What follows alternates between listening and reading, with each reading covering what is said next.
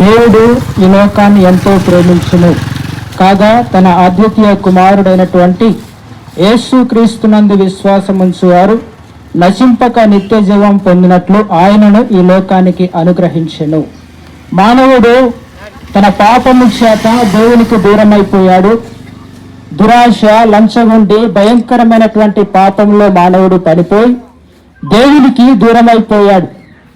దూరమైపోయినటువంటి మానవుణ్ణి వాస్తవానికి దేవుడు దూరం చేయవచ్చు, కానీ మానవుని మీద ఒక అక్కర కలిగి పాడైపోయినటువంటి మనిషిని, ఈ భయంకరమైనటువంటి పాప ఊబిలో పడిపోయినటువంటి మనిషిని రక్షించడానికి ఈ లోకానికి ఆయన వచ్చాడు.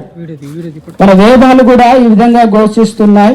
సర్వలోక పాప పరిహారం రక్త ప్రోక్షణం ఆవశ్యకం, తద్రక్తం పరమార్థేన పుణ్యదాన బలియాగం.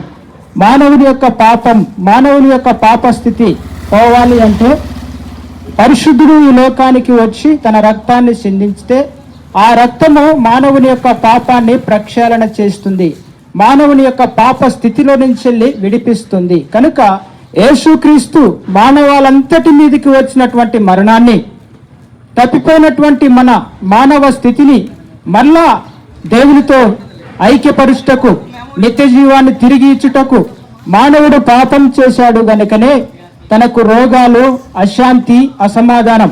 ఈరోజు ప్రపంచమైన ప్రాంతమైన ప్రజలందరూ కూడా రోగాలతో, బాధలతో, శ్రమలతో, అశాంతితో వారు జీవిస్తున్నారంటే కారణం పాపం.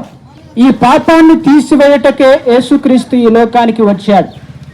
ఈ లోకంలో ఏది కూడా మానవుని యొక్క పాపాన్ని తొలగించలేదు. ఎన్నో దాన ధర్మాలు మానవుడు చేయవచ్చు, ఎన్నో యజ్ఞ యాగాదులు మానవుడు చేయవచ్చు, ఎన్ని కార్యములు చేసినా గానీ తనకు ఉన్నటువంటి పాపము నుంచి మానవుడు విముక్తుడు కాలేడు. పాపము కొరకు పరిశుద్ధిని రక్తము చిందించబడాలి. ఆ రక్తము చిందించబడి ఆ పరిశుద్ధమైనటువంటి రక్తము ద్వారా మాత్రమే మానవుడు దేవుని సన్నిధికి చేరుకోగలుగుతాడు. అందుకే యేసు ప్రభు అంటున్నాడు, నేనే మార్గమును, నేనే సత్యమును, నేనే జీవమును, నా ద్వారా తప్ప ఎవడును తండ్రి వద్దకు వెళ్ళలేడు, ఎవడును పరలోకానికి వెళ్ళలేడు అని ఆయన అంటున్నాడు. నేనే ఈ ప్రపంచం అంతటికి నేనే మార్గమును, నేనే సత్యాన్ని, నేనే వెలుగును ఆయన తెలియజేస్తూ ఉన్నాడు.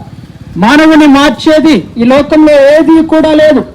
శాస్త్ర సాంకేతిక పరిజ్ఞానమైనా, ఉన్నతమైనటువంటి విద్యా వ్యవస్థ అయినా, ఏ గొప్ప నాయకుడైనా, ఏ గొప్ప ప్రభుత్వమైనా మనిషి అంతరంగాన్ని, పాడైపోయినటువంటి మనిషి స్వభావాన్ని మార్చేటువంటి శక్తి ఏ శ్రేష్టమైన నాయకుడికే కానీ, ఏ ప్రభుత్వానికే కానీ లేదు. ప్రభుత్వాలకే కానీ, మనం ఏర్పరచుకున్నటువంటి చట్టాలకే కానీ, మనం ఏర్పరచుకున్నటువంటి రక్షణ వ్యవస్థలకే కానీ మానవుని హృదయంలో పాతుకుపోయినటువంటి ఈ పాపాన్ని తొలగించేటువంటి శక్తి వాటికి ఉంటే ఈరోజు అనేకమైనటువంటి దురాగతాలు, అనేకమైనటువంటి భయంకరమైనటువంటి అకృత్యాలు ఈ సమాజంలో జరిగేటివి కావు. శాశ్వతంగా మానవుని తన పాప స్థితిలో నుంచి అవి ఏవి కూడా విమోచించలేవు. యేసుక్రీస్తు మాత్రమే మానవుణ్ణి తన పాప స్థితి నుంచి విడిపించి, వ్యభిచారి అయినా, లంచగొండి అయినా, మర్డర్లు చేసేటువంటి వ్యక్తులైనా, భయంకరమైనటువంటి పాడైపోయినటువంటి మనసుల్ని సైతము బాగు చేసి తన ద్వారా తనను అంగీకరించినటువంటి ప్రతి ఒక్కరి పాపములను ఆయన క్షమించి పాడైపోయినటువంటి మనిషిని బాగు చేసి మాత్రమే శాంతియుతమైనటువంటి మార్గంలో నడిపించేది యేసుక్రీస్తు మాత్రమే. దేవునికి మహిమ. దేవుడు మాత్రమే మానవునికి శాంతిని అనుగ్రహించగలడు. దేవుడు మాత్రమే మానవునికి సంతోషాన్ని అనుగ్రహించగలడు.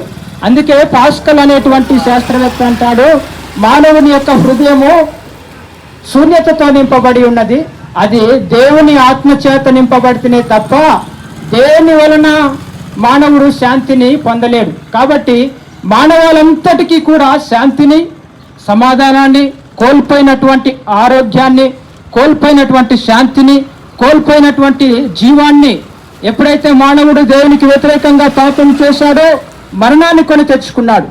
ఈ మరణం అంతటిని మానవాళంతటి మీదకి మరణం వచ్చింది కాబట్టి ఈ మరణాన్నే మానవుల తరపున తన మీద వేసుకొని ఆ కలవరి శిలువలో మానవులందరి తరపున ఆయన మరణించాడు కనుకనే